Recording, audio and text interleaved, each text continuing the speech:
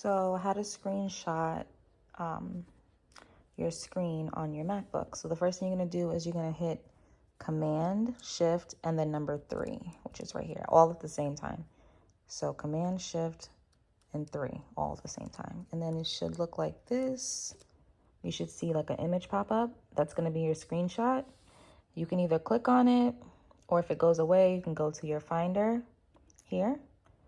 And then you would go to your recents and you would find the screenshot there.